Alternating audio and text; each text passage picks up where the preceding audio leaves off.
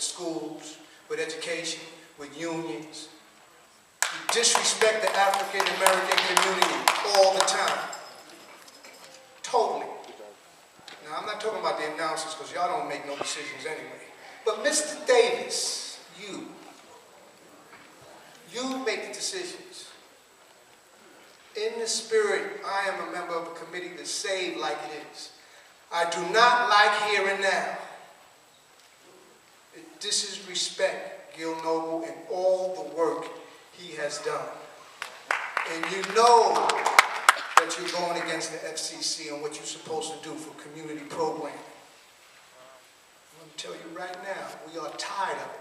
Stop and frisk, one-sided. Police brutality, one-sided. Nobody wants to go up against the mayor, one-sided. Your allegiance is to corporate America, not us. So I wish you start telling the truth and put Alton Maddox on your program so he can get the story straight. Thank you.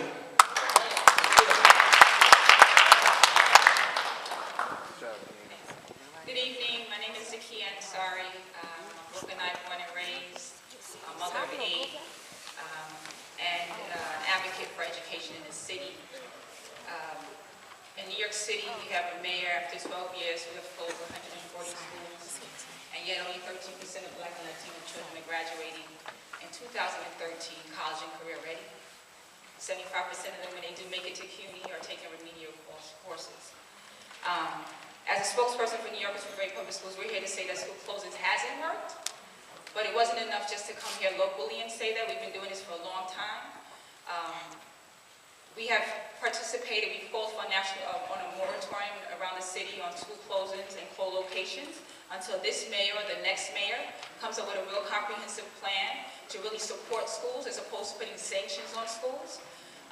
This mayor has totally undermined and disinvested in our public schools, where he has housed our most special needs children in these schools, whether they're over age, special needs, disabilities, or English language learners. And for that, I filed a Title VI complaint with a youth, most recently with the U.S. DOE Office for Civil Rights, which they agreed just recently to investigate the 26 new schools on the 2012-2013 school year.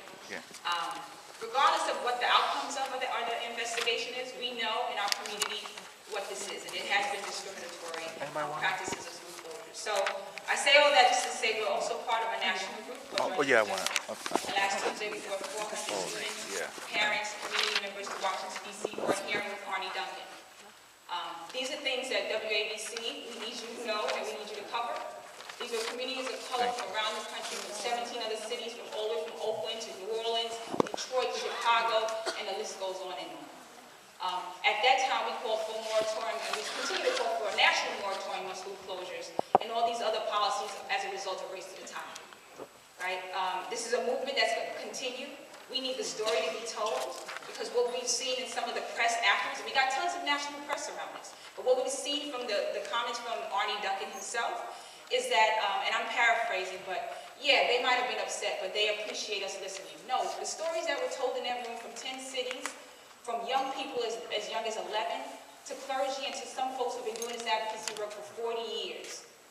They weren't just appreciative, they were pulling their hearts out. It's not enough to be heard. And so our question is, why is it when communities of color step out against policies that we know are harmful to our children, that the youth stand up, that we accept failure? But when other communities step up and they say, we don't want this because they understand that these policies don't work, they're fighting for their children. There's something just morally wrong with that. And so we take offense to that. We're moving on. This is a movement that's happening.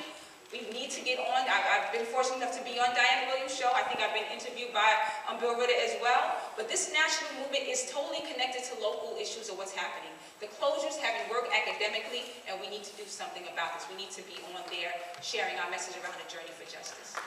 Thank you. Thank you.